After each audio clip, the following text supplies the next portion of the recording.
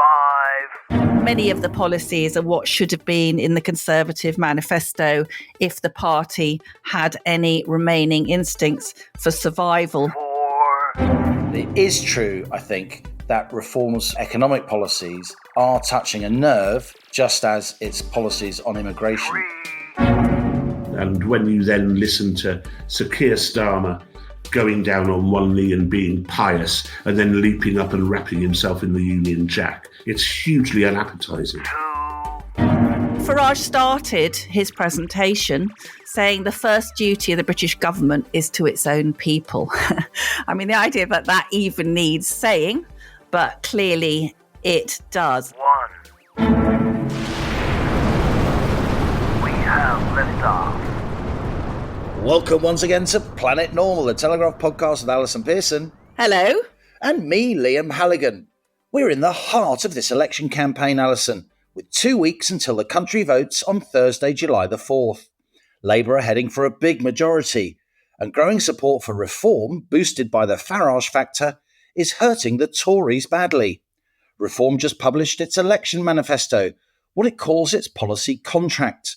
A Survation poll suggests the start-up party Upstart could win up to 7 Westminster seats, with Farage himself on course to spend plenty of Friday nights in Clacton in what could be the biggest swing in modern electoral history.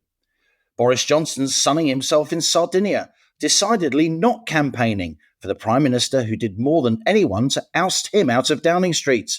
Johnson, in fact, has been recording video messages of support from his hotel room, backing Tory candidates critical of Sunak. Would-be Chancellor Rachel Reeves says she won't raise taxes for working people, although her party can't quite seem to agree on what working people actually means. And Shadow Health Secretary Wes Streeting is meanwhile dismissing, quotes, middle-class lefty objections to using private medicine, the same objections so recently displayed by the Labour leader Keir Starmer. There's big economic news with inflation falling to the Bank of England's 2% target for the first time in 3 years. But before that, Allison, the Euros have started. That 24-nation European football tournament extending until mid-July. England's there, along with Scotland. But neither Northern Ireland, nor the Republic, nor your native Wales, Rishi Sunak note. You have, though, Allison, overcome your usual football aversion, writing in this week's column about watching the Euros on the telly, amidst various menfolk. And I have to say, reading it brought to mind a David Attenborough wildlife documentary. Listen, I do my best, all right? I know you're just queuing this up for a bit of ignorant woman bashing, so I'll just put my hands up.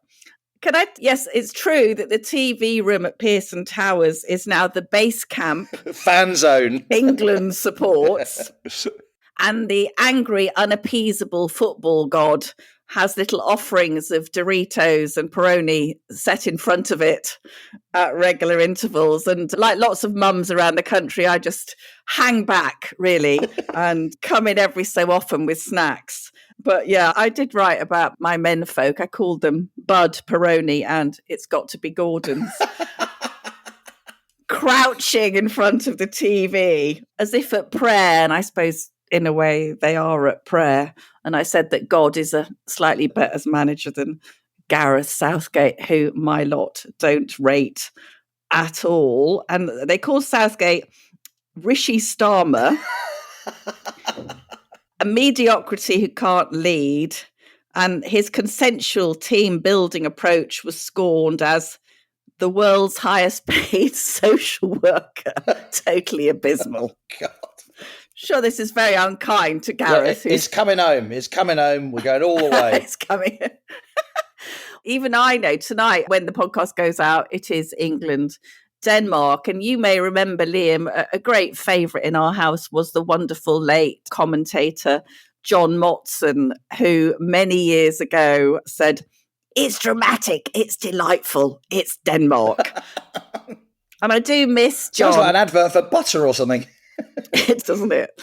And I do miss Motty and, of course, the great Silver Fox Des Lynam on those wonderful national occasions. Love a Silver Fox. I do. And Des was there, beautiful wordsmith. Lineker is a bit of a scruff compared to Des, who was always in a blazer and sports jacket and tie for the England matches, and was a great wordsmith as well. But yes, as my husband said to my son, watching England is never a pleasure, son. The best you can hope for is the agony doesn't last too long and it doesn't go to penalties. So there we are. Well, it's great you're engaging with this event. It's going on, of course, until July the 14th, as I said. England, before the tournament started, were second favourites only to the French. And since then, France's star player, the superb Mbappe, has unfortunately dislocated, even broken his nose, which is pretty serious for a footballer, given balance and heading the ball and all the rest of it. So let's see what happens. Let's see if England can do the business. And of course, we'll be rooting for the Scots as well, though they get hammered 5-1 by the Germans in the opening match. Was Mbappe the one who just spoke out about the absolute mad electoral chaos in France? I would say his word in France is more powerful than that of Macron. He's such an icon. Of course, the French won the World Cup. Mbappe was the first teenager to score in a World Cup final since Pelé. He's an absolute icon in his home country and wields huge political power. And not only an immaculate footballer, he's also really smart and articulate. I'd say he could get into politics in the years to come, and I'm not joking. Well, they've already got Marine's 28-year-old toy boy. There's no reason why delightful forward shouldn't get in as well. But look, there's an election going on. Is there? God. Reform are on course to win 7 seats, says Salvation, including Nigel Farage in Clacton. And you, dear co-pilot, are pretty impressed with their manifesto. Yes, I am. It was launched in Merthyr Tydfil, which is, as listeners will probably know, that's my neck of the woods. Lots of the chaps down in Merthyr from the posh papers turning their noses up at how run down it was. It's not just Merthyr Tydfil that's run down. Welcome to post-industrial South Wales. And there was a lot of slightly contemptuous, snobby comment, which I think really does feed into the reform agenda. I thought it was a rather clever place to launch this contract. They don't want to call it a manifesto because Farage says that manifesto is a word now synonymous with lies. I think that, so obviously one reason that they chose South Wales is because that part of Wales is a very good example of where over 20 years of Labour rule gets you. If you want a preview of forthcoming horrors, I can highly recommend a trip to Merthyr Tydfil. What I thought, Liam, you can unpick better than I can whether any of the reform budgets and finances hang together. But what did strike me was that this contract that Nigel Farage unveiled is really, many of the policies are what should have been in the Conservative Manifesto if the party had any remaining instincts for survival, which, as we know, they absolutely don't. They haven't even in the Tory manifesto had any commitment to leave the ECHR. And on Tuesday, I believe we had almost 900 people coming across in the small boats that Rishi Sunak said he was going to stop. So at least reform, I think, is talking the language that will be very familiar to people who are now very angry and disillusioned Conservative voters. And as I said, critics have focused on the numbers. You've got obviously the sort of metropolitan Emily Maitlis class are absolutely horrified at the advance of reform. But Farage started his presentation saying the first duty of the British government is to its own people. The idea that even needs saying, but clearly it does. So just a couple of things I thought: scrap net zero, ditching the 10 billion of renewable energy subsidies, interesting things on transgender ideology banned in schools, some very good ideas for the NHS, zero basic tax rate for 3 years for all NHS social care staff, tax relief of 20% on all private healthcare insurance, a very simple plan that would do a lot to ease waiting lists. So there are all these different, actually, education scrap interest on student loan repayments, extending the repayment period to 45 years, huge boost for the military, hire 30,000 more people. Now, what I think, Liam, as I said, is that whether the finances add up, what Reform are doing is they are bringing topics into the public domain, which I don't think the public have even been allowed to know about. So the net zero, the fact that the net zero is going to cost up to £4 trillion and impact on every single family's energy bills, facts about immigration. When Farage, during one of the TV debates, said how many people have come into the country in the last 2 years, there was absolute silence, as though people could hardly believe it. So what I welcome is that these topics, which have been oppressively censored by the mainstream media, what Reform is doing in the very mischievous persona of Nigel Farage, who, of course, we interviewed on The Rocket last week, he is now making it impossible for the mainstream channels and papers to ignore subjects that are of huge importance to the majority of British people. I do think there are some interesting economic policies in Reform's manifesto. The first one is that they want to raise the starting rate of income tax to £20,000, the threshold. At the moment, you start paying income tax on everything you earn in a year above £12,500 roughly. And if you raise it to £20,000, you'll take 6 or 7 low paid people. This is well below the average wage. It's more like £31,000 across the country, out of taxation altogether.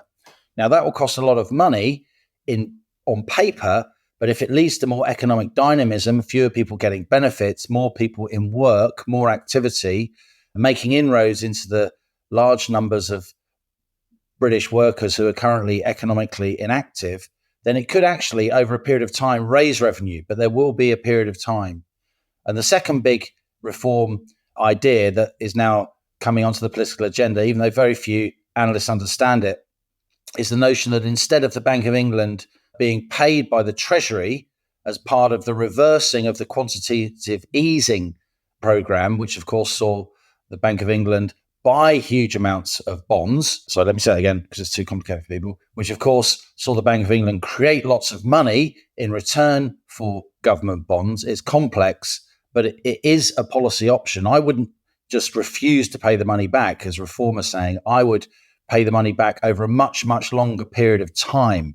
And that will ease the public finances without our monetary regime, if you like, taking the credibility hit of just cancelling bonds, cancelling government IOUs, which would be a pretty difficult idea, I think, in the long run for financial markets to get their head around. But look, this is in debate across the whole of the Western world. How do you unwind quantitative easing? And it is smoke and mirrors at the moment. And I think to rely on that to save lots and lots of money in government spending is pretty risky, to say the least. But it is true, I think, that Reform's economic policies are touching a nerve, just as its policies on immigration are touching a nerve. Well, they actually say in the document to freeze non-essential immigration to protect our culture and identity.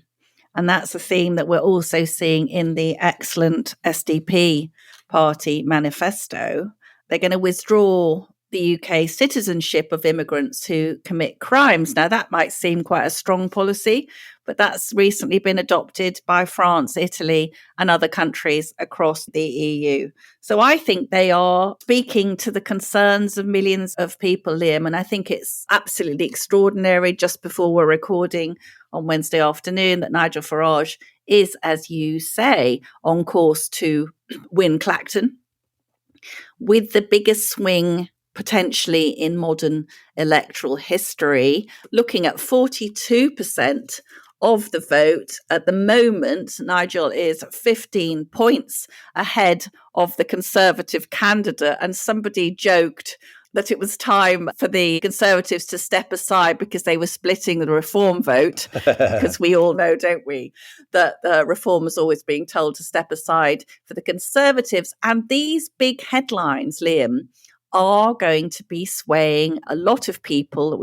We know from the Planet Normal inbox, a lot of our listeners are weighing up now. Are they going to hold their nose and vote Conservative, even though they're absolutely furious? There's a strong sort of betrayed spouse vibe going on about this Tory government. They're probably going to be putting prawns in the Conservatives' helmets, traditional betrayed by adultery revenge. Nothing so angry as a woman scorned. Actually, a lot of men scorned are pretty fuming. Just to say, Alison, that Clacton by-election, the huge swing you're referring to, rightly, if Farage actually wins in Clacton, he would be reversing a Tory majority in the last election, a seat held by a very highly respected local Conservative. Yeah. He's got a majority of almost 25,000. Unbelievable if that reverts to a candidate whose party wasn't even standing, didn't even exist in the last election. But this is what we've been saying on The Rocket for many months now. In fact, I was looking back through some of my columns, dating it back to when Sunak took over October 22. I said that many Conservatives were so furious they didn't care if their party went up in flames. And if the Tories didn't change course at that point and do something about immigration and taxes, they were really riding for a fall. And that is very much where we are now. And just to bring everyone up to date with this week, it looks to me, Liam, like the Tories are basically now have given up on the red wall. They are running a blue wall campaign. Rishi Sunak is visiting seats with really large majorities in the southeast. Now, normally your leader, your prime minister, would be going to marginals where you'd give a bit of a boost to the local candidate. Things are so bad. They are looking now in desperation. Survival. I think, number 10. Circling the wagons to protect the base. Saving potentially, you said 150 seats. They're going to be looking to save between 100 to 150 seats in the prosperous South. And what are the tactics now? Focusing on threatened Labour tax rises. Do you want to have a generation of socialism? Warn the headlines. Well, I think a bit bloody late now, isn't it? You should have worried about that sooner. Labour will run riot with your money, says the Daily Express, and so on. So it's now really a campaign of fear. Very little positive to say about the Conservative offer. It's basically this lot are going to be absolutely dreadful. And we are, Liam, aren't we? We are just now, after all the focus on the Tory implosion, we are this week seeing a lot more focus on Keir Starmer and Rachel Reeves. We are. Just to say that we had a bet, didn't we? A good-natured bet. Was it good-natured? It's always good-natured between us, Alison. Everyone knows that. Everyone knows that. Well, I said at our wonderful live event at Cadogan Hall in London, our 200th episode, I think it will be nearer 100. Of course, the Tories have 364 seats at the start of this parliament. They're down to about 350 when parliament dissolved, just below. I said it will be nearer 150. You said it will be nearer 100 seats. And I have to say, I have to award you, at least for now, the honorary title of Mystic Meg co-pilot, because it seems that you're more likely to be right. And you've been saying for several weeks now and more that they could go below 100 seats. And over the last week, quite a few people have come up to me and cited your statement on Planet Normal last week, the 80-80 strategy, because the Tories went from an 80-seat majority to 80 seats. Oh, yeah. That's what could happen in one parliament. But isn't it partly, not to make any excuses, but isn't it partly lockdown? All across Europe, including here in the UK, there's anti-incumbency. The parties that kept people locked down are being punished, alongside all the other march of the right because of immigration and a rejection of identity politics and so on.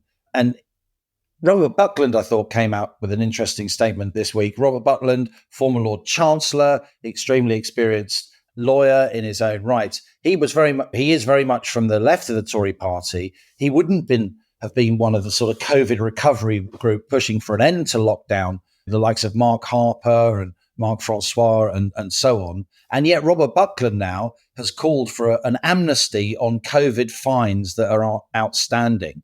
And there really is a sort of conspiracy of silence about the impact of lockdown. Neither Labour nor the Tories are talking about it, even though I believe that this was the most serious policy error in British post-war history, the implications of which, the collateral damage of which, are absolutely enormous on our children, on our health, on waiting lists. Look what Macmillan Trust are saying just this week about cancer waiting times and our massive underperformance when it comes to oncology compared to many other Western nations, largely as a result of lockdown exacerbating existing difficulties within the NHS.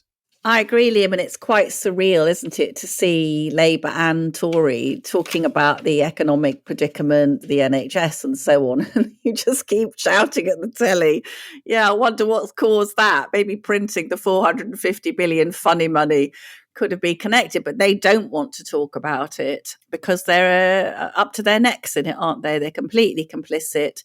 And it was interesting, as you say, to see Robert Buckland, who was Justice Secretary during COVID, during the lockdown. Serious bloke. He's a serious guy. Yeah, I like him. Very widely respected across politics and his party, even though he's very much the left of his party, but he's still respected on the right of his party. No, I like him a lot, but I think that this amnesty for COVID, the stats, Liam, are just really horrendous. So 29,000 people. Is this a Velma moment? Oh, yes. Okay, let's do it. You're in your Velma kind of orange roll neck with your kind of frumpy Barbara Woodhouse skirt on and the little round-toed shoes, but you've got on your head the kind of honorary co-pilot's helmet with the Gypsy Rose Lee on the side. Okay, I've got it. Okay, go ahead. Now read out your stats that I emailed you earlier. Go on. Yeah, all right. So 29,000 people given convictions for breaking COVID rules. There are £17 million of unpaid fines. But let's remember, Liam, this human misery that must represent. My human misery. Disproportionately, we've got people with astonishing fines paying back 10, 20 quid a week. And of course, the young during that period were very much the low-hanging fruit for being picked up and fined. A friend of mine, her daughter was at Newcastle University. A bunch of them were walking on the beach when they were arrested by police. Because that's so bad for your health, isn't it? Walking on the beach. A 20-year-old outside is about the safest person from COVID in the United Kingdom. Next to the sea. The North Sea wind blowing in as a force 7. Yeah. Couldn't catch it outside if they tried. Utterly ludicrous. And I think what has, again, coming back to what we're saying, the denial about this. So I heard a debate actually on the Today programme about this, and Nick Robinson simply never said, hang on, weren't a lot of these rules that people were fined for breaking utterly ridiculous? And let's leave the listeners with this thought. So a Leeds University student was fined £10,000 for taking part in a snowball fight, while 83 politicians and Downing Street spads, including Boris Johnson and Rishi Sunak, were fined £50 each for Partygate. Absolutely wrong, mental. I have no words for this. Of course, people should be let off. There are no words.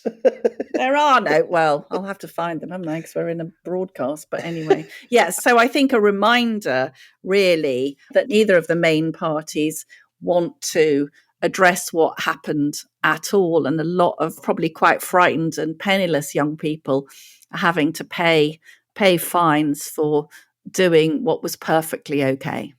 Say what you mean, co-pilot. Just before we move on, let's just briefly mention inflation. It came down to 2% in May, down from 2.3% the month before. That means that inflation is now on target, though food prices, for instance, remain 25% higher than they were before the war in Ukraine, when this cost of living crisis really kicked in. And there's still quite a bit of inflation in the system, Allison. Service sector inflation, so this is the 80% of our economy, roughly, that isn't manufacturing and so on. Service sector inflation is up at 5.7% still. And that's largely because service sector costs are labour, and there's been an increase in the minimum wage. And that increase in the minimum wage has increased the costs of providing those services. So I think it is good news for Rishi Sunak. I don't think they're going to get any credit for it whatsoever, because people still aren't feeling better off. And that will take some time of low inflation.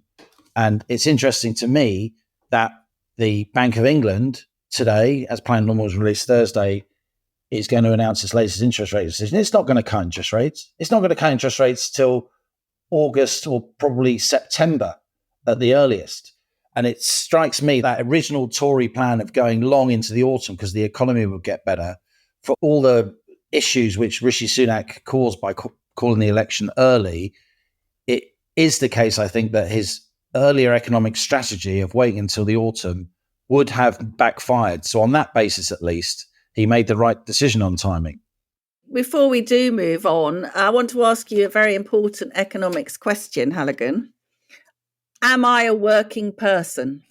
So we've got a bit of a not a Barney, a difference of emphasis in Labour campaign, haven't we? Because Labour, as we know, have said that they're freezing income tax, national insurance and VAT. So there won't be any rises in that. And they'll be protecting working people from any other tax rises. Now, as Starmer said that a working person didn't have any savings and was reliant on public services. So those of us who are actually working and paying tax are now not working people. But Rachel Reeves has said that the working person could include savers and pensioners. Where is this all leading, Liam? Are they going to come and tax my back garden? That's my dread. This is all the semantics of trying to avoid saying what you're probably going to do. We have no plans to raise tax. None of our plans in our manifesto need more tax rises. They've said they won't raise income tax, national insurance or VAT. They're the big three taxes. And in that sense, that's a decent promise. But by saying we won't raise the taxes of working people, that doesn't rule out for 1 minute raising capital gains tax, raising inheritance tax, raising all other kinds of taxes that apply more to the better off. And so, look, there are going to be tax rises, I think, whatever the composition of the next government. And it just winds me up so much that the politicians aren't more honest about that, because it erodes the social fabric and it makes people really cynical, even more so about politics. Well, a figure that jumped out at me this week, I don't want to do a second Velma, but 9,500 millionaires left the United Kingdom last year for Dubai, Florida and elsewhere. And we know, Liam, don't we, that wealth is now highly mobile. And this is potentially what threatening to raise capital gains tax does to an economy. So good luck with them finding all the money to pay for all their breastfeeding men programs.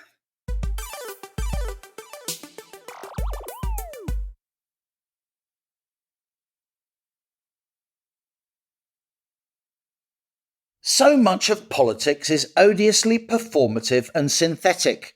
So says our latest Planet Normal stowaway, making his return to the rocket of right thinking, it's Spectator columnist Rod Liddle.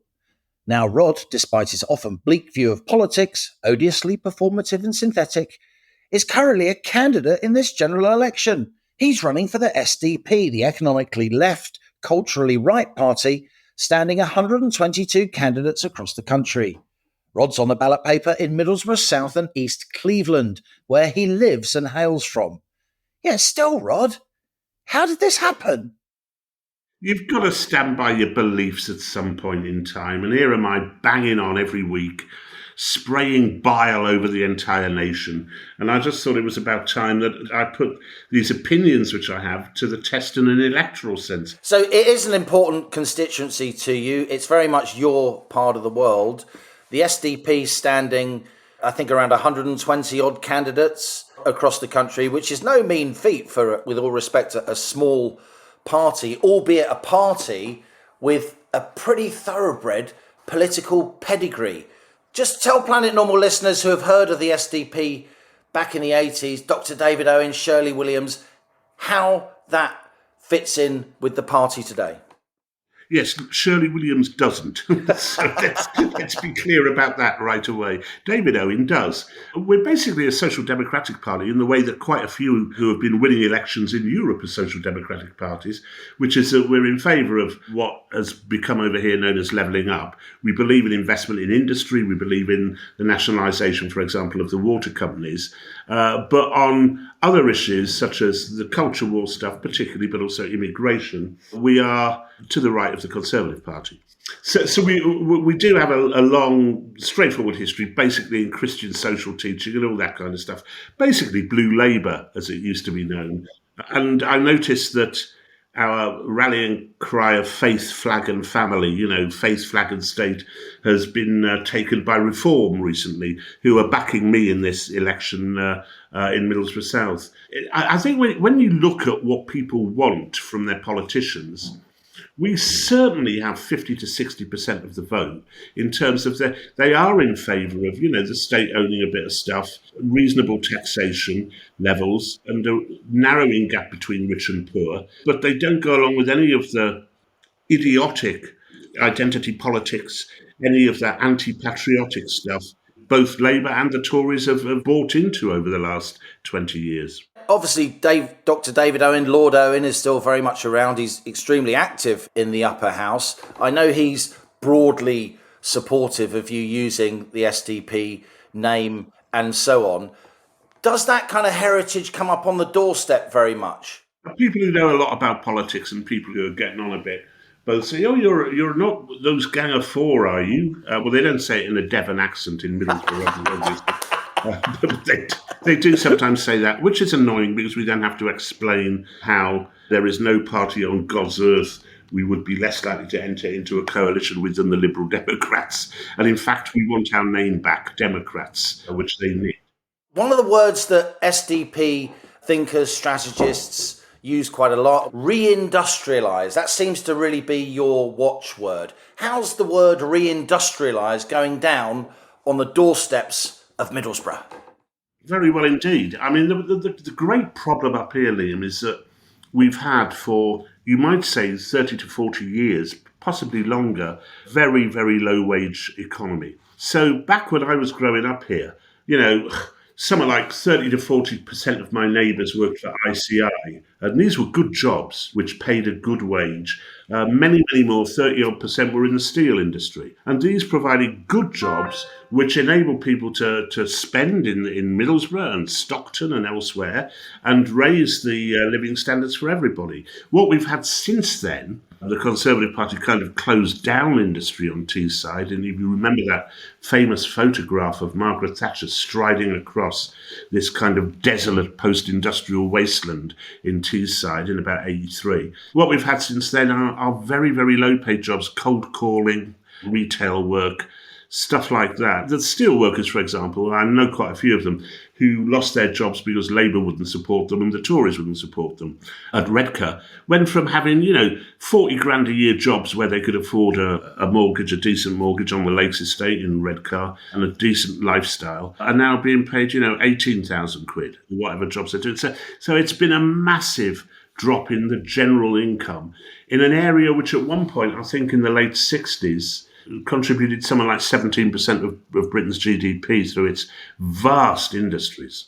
I think kind of generally speaking, and this is what I was talking about with Aristotle and so on and blathering on, with a party which believes in virtue, a party which believes in rewarding the people who do the right thing. And, that's the couple who go out to work rather than sitting around on their asses watching Cash in the Attic, and have children when they can afford to have children, and look after those children properly, etc. Don't get divorced. Do you know, I stood outside Middlesbrough Jobs Centre about 10 years ago now, and just doing a bit of amateur sociology, asked everybody who came in and came out what their marital circumstances were.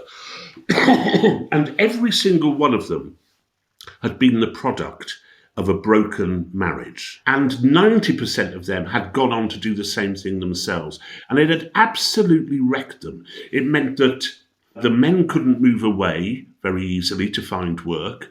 It meant that the women were tied to the home, because it was usually split that way, that the women were tied to the home and couldn't get work themselves. It had ruined them financially and kind of emotionally. I just think that we've kind of lost our way in the last 30 or 40 years in pursuing progressive imperatives and forgetting that there are sometimes really, really damaging and dangerous downsides to those progressive imperatives. And one of them is the breakup of the nuclear family. So anything that we can do to encourage marriage, to encourage people to stay together, I think is a good thing. And I think most people agree with that.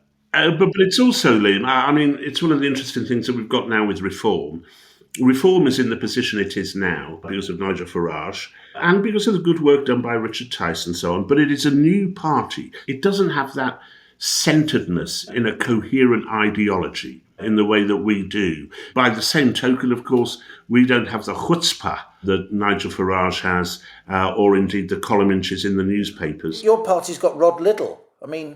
yes, yay! If we really want to get this election campaign going, Rod, it's all in your hands. Remember the Prescott punch. How about a cage fight between Nigel Farage and Rod Liddle? I don't think that Reform is an enemy by any means, and they're backing me because we share many of the same views, particularly on immigration. Tell us about this deal between Reform and the SDP. That hasn't really had much airtime or prominence in the newspapers. It's a very, very casual deal, and I don't think it's held up in many areas, but it has held up in Middlesbrough South. Reform are backing me and not standing a candidate. That was the case, I think, for 7 constituencies across the country, because we accept we're a smaller party than Reform in terms of how many candidates we can put up. I think they're putting up 600 or so, aren't they? So there's some overlap. Where do Reform and the SDP not overlap, Rod? I think we don't overlap, although increasingly Reform seems to be echoing a lot of what we say. I don't think Nigel Farage's first act upon becoming Prime Minister will be to nationalise the water companies, you know? Still less probably the rail companies and the energy companies. I don't think that he would be as minded as us to... I think the top rate of income tax could be 1% higher. So it's really on the economics is where you differ? It's on the economics, yes. It's on the economics. Also, we're not all fat and red-faced. You could give him a run for his money when it comes to his various libations. Yes. You know, it's very, very difficult to argue that Reform hasn't actually split this election wide open, as you can tell from the sheer odium being poured upon it by the Daily Mail at the moment. Tell us about Rod Liddle on the campaign trail. You are a self-confessed lesbian bag lady when it comes to appearance. So have you been having some sartorial tips? Have you raised your game when it comes to attire? Liam, I've tried. I've genuinely tried. I shave, I put on a nice shirt, I go out, and I still look like a lesbian bag lady. I do my best, I do my best for the future of this country, for the future of social democracy. It may not be enough. Actually, I mean, I really, really like campaigning. I like being on the doorstep and talking to people. What surprised you on the doorstep? What have you heard that surprised you? I think probably the disillusion with both major parties. I mean, there's undoubtedly a huge disillusion with the Conservative Party, which I expected. We've got to get this lot out. We've got to get this lot out. But what I don't hear people saying is we've got to get Labour in. There is no huge enthusiasm for the Labour project or for Sir Keir. It's not 97 at all. Because there was genuine enthusiasm for Blair. You and I were there. We were covering the campaign, right? Yeah, I mean, in a way, the thing which it reminds me of most is I was in San Francisco in, I think it was 2000, before the presidential election, which was won by George Bush. There were placards and posters everywhere, San Francisco being the most liberal city in the world, saying, let's ditch Bush, let's trim Bush, ha, ha, ha, all that kind of stuff. There wasn't one single poster saying who they should vote for. There was no great appetite for the Democrats. And I think it's pretty much the same here at the moment. Reform, definitely getting a lot of pickup, somewhere around 16% in the neighbouring constituency, which is where I'm talking from now, which is Redcar. Good 16% there, which will hurt, I think, Jacob Young. So the idea of Tory MPs in Redcar, you think that's, which of course happened in 2019, astonishingly, that realignment, you think that's over now? I think probably, though I do notice... Ben Houchen hung on, didn't he, as a Tory mayor of Tees Valley? Ben did hang on, but that's because he stood as Ben Houchen. And not as Ben Houchen Conservative. Yeah, so all the local Conservative candidates are saying, Ben's me best mate, because he is very popular. He is very popular here. It's also, I do notice that there are more and more Labour voters voting Reform. Reform is taking from Labour. Presumably nowhere near in the numbers that it's taking from the Conservatives, but it is taking from Labour. And why do you think that is, Rod? Is it because local traditional Labour voters, they're concerned about immigration? Is it because they don't like the Labour stuff on trans rights and all the sort of wokery, for want of a better word? That's exactly it. That's exactly it. Labour, before Nigel popped out of his casket and announced that he was going to be standing, was the signal event of this election so far. Before that, it always occurred to me that we could be in for a hung parliament. I didn't quite buy the opinion poll leads given to Labour. You wrote on the 1st of June, I don't consider this election unsalvageable from a Conservative point of view. We're 2 or 3 weeks on now, and of course Farage has come in, and you think Farage has changed everything? Yes, it's changed everything, and so that piece can be consigned to the scrap heap. but at the time, I really didn't see that huge enthusiasm for Labour. And also noticing that Reform would be taking from Labour, just as the Lib Dems would be taking from Labour, and indeed Gorgeous George's Workers' Party would be taking from Labour. Mr. Galloway, indeed. When you look at Keir Starmer, Rod, you've got a real gift, if I may say so, for observation. I think it was you, if you didn't coin it, you certainly popularised the phrase that Greta Thunberg is the doom goblin. When you look at Starmer, what do you think? Well, to be absolutely honest, Liam, I've changed a bit. I think he was supremely successful in his first 2 years as leader. I mean, it is very hard to argue against the fact that he managed to transform the Labour Party, at least on the surface, And he was quite high-minded over Gaza initially, though all that's changing. But he is possibly the most untrustworthy politician I've ever come across. Why do you use that word? Because he cannot be trusted to stick to any one policy. It wouldn't surprise me if tomorrow afternoon he said, my father wasn't a toolmaker. His father actually owned the factory. We've had emails from Planet Normal listeners who live in Oxted, like in leafy Surrey. The idea Starmer's father was some horny-handed son of toil was nonsense. Yes, well, indeed. I've counted up, I can't remember how many it was, the profusion of issues, almost everything to do with the Labour Party policy, he has changed his mind on, and done so sometimes in the case of 24 hours. And to hear him intone in that increasingly adenoidal, catarrh-ridden accent that, this is the party you can trust, security, etc., etc.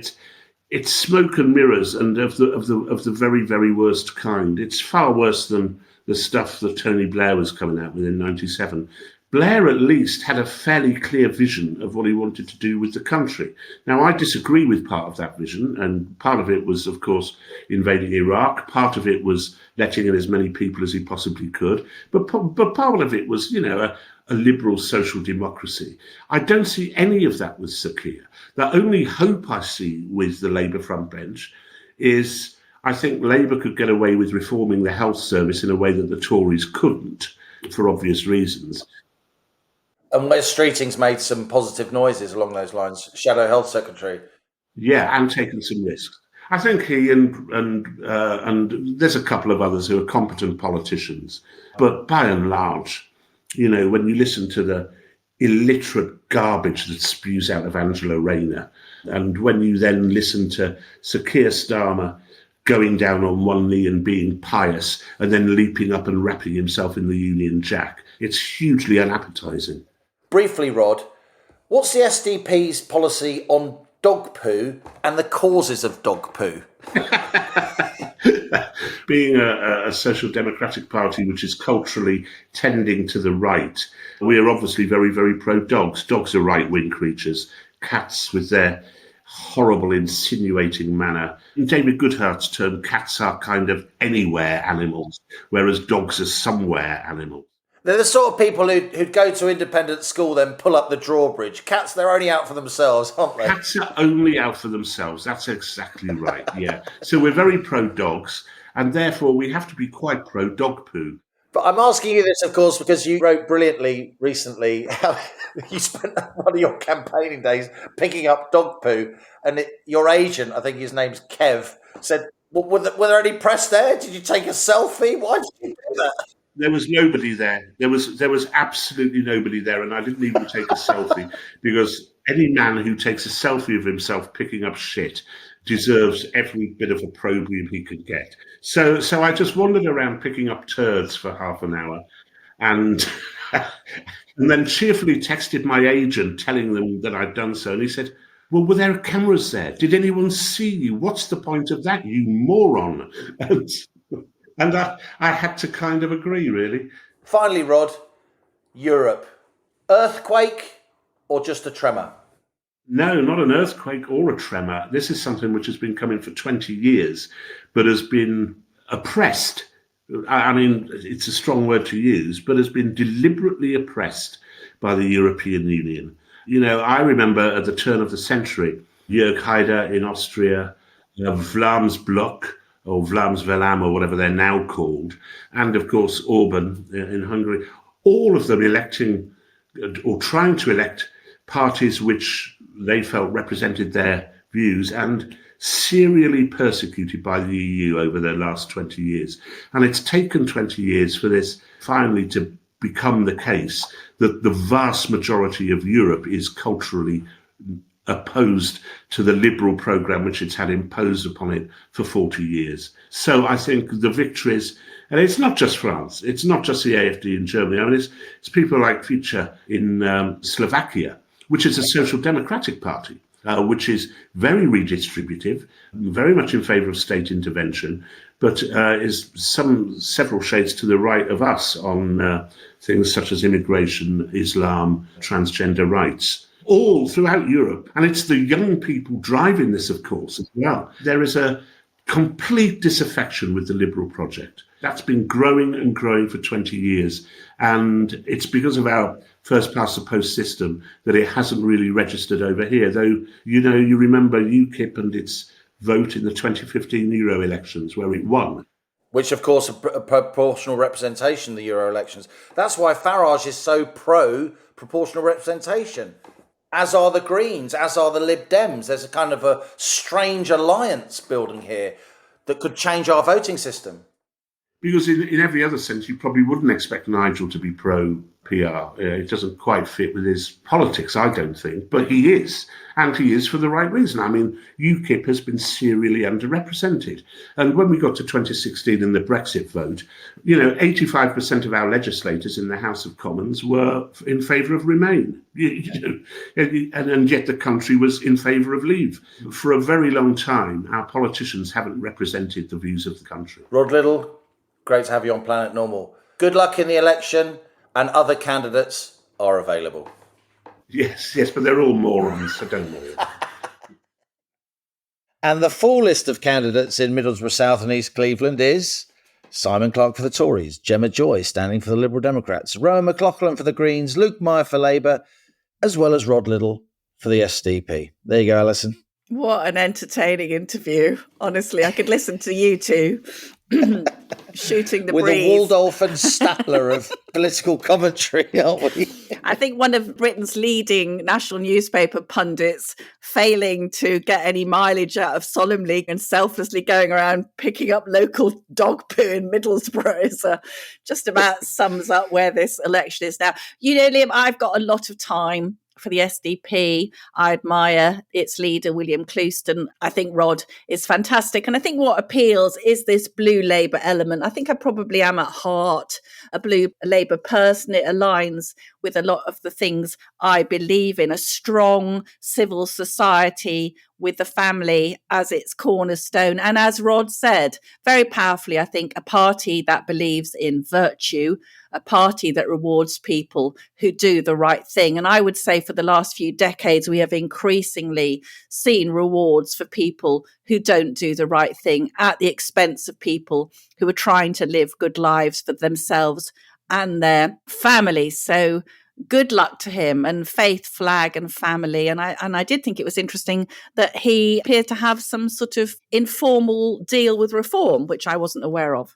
Indeed, SDP and Reform, these pacts have been in the offing. They're standing aside for each other in 6 constituencies that I've come across.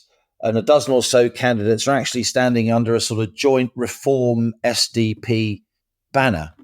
I think it's going to be really interesting to see how the SDP gets on. Reform is hogging all the headlines, but there's some very interesting thinking going on in the SDP that I know a lot of other politicians in the main parties are watching closely to see how it chimes with the electorate. So the SDP, if they do nothing else, they are going to be performing a really interesting service by promoting these policies to the extent they can get some publicity and seeing how they go down with the electorate.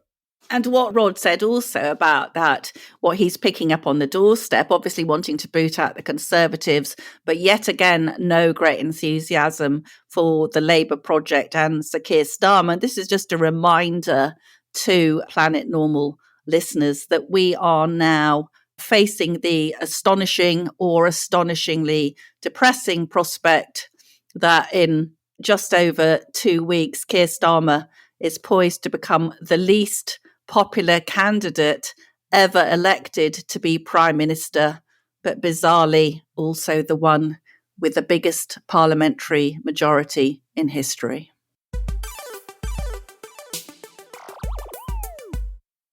Now on to our listener emails. Your messages sent to planetnormal@telegraph.co.uk. Please keep them coming. We love to read your thoughts. We learn so much from you, the citizens of Planet Normal. Da-da-da-da. Denise describes herself as a Planet Normal superfan in Devon. Dear Allison and Liam, so Keir Starmer says that working people don't have savings, leaving the door open to tax anyone who has lived within their means and put a little bit by so they don't have to rely on the state. This has got to be the biggest disincentive to self-improvement ever declared.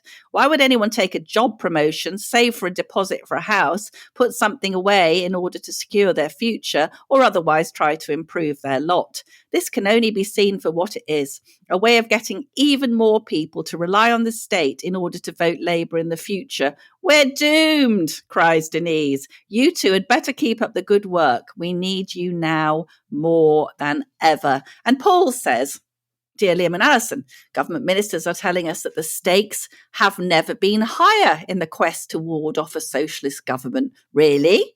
If you put aside the Conservative label, I reckon we've just lived through the most radical left-wing government in the history of this country. Record high taxes, record borrowing, record immigration, massive authoritarianism, loss of traditional freedoms during COVID, huge increase in surveillance, security cameras, financial snooping, policing of social media, internet, failure to reform the hopelessly inefficient NHS, low defence spending, and so on. 5 more years of socialism is not what I would choose for myself, but I wouldn't say the stakes have never been higher. However, Paul says the stakes have never been higher in a constitutional sense. Government seems to become quite comfortable with doing the opposite of what they know people want, what was in their manifesto, and what people made clear they wanted in previous elections. There is a feeling that we are held in contempt by the establishment. As far as I know, the one big advantage of democracy is that people can boot out governments they don't like. But recently, politicians don't seem very bothered by that. Well, maybe not such a disaster, the Tories must have said to themselves. Few years in opposition, old boy, and we'll be back and everything will be fine. Hence the contempt. I hope that in this election, people will point out the error of that attitude.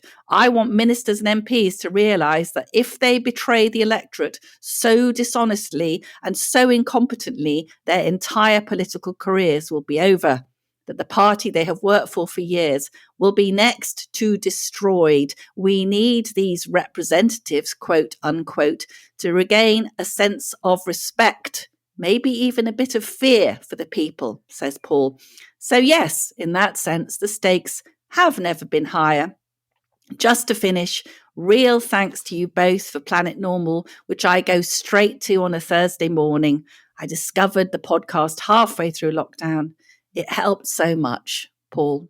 Fantastic emails there, Allison. Yeah. I think we need to round off this episode with He's Struck Again. Here we go. Strap yourselves in. Dear Planet Normal, I enjoyed your interview with Nigel Farage last week, but I'm afraid that Allison's comments about the Tories facing Armageddon have inspired me to write yet another dodgy poem based upon a famous pamphlet from the Cold War. Thanks again for Planet Normal. Let's hope we all make it through the impending apocalypse. Regards, in quotes, Bob, brackets, former mug winner, close brackets. P.S. Liam, I'm very sorry you've left GB News. It won't be the same without you. However, at least we will still be able to read you in the Telegraph and, more importantly, hear you on Planet Normal. Hooray. Thank you so much, Bob. So this is, by Bob, the Planet Normal Bard, Protect and Survive. When you hear the bongs of Big Ben and the exit polls announced, here's the thing that you must do if the Tories have been trounced. Buy up lots of batteries and candles by the crates. You must prepare for power cuts before it is too late.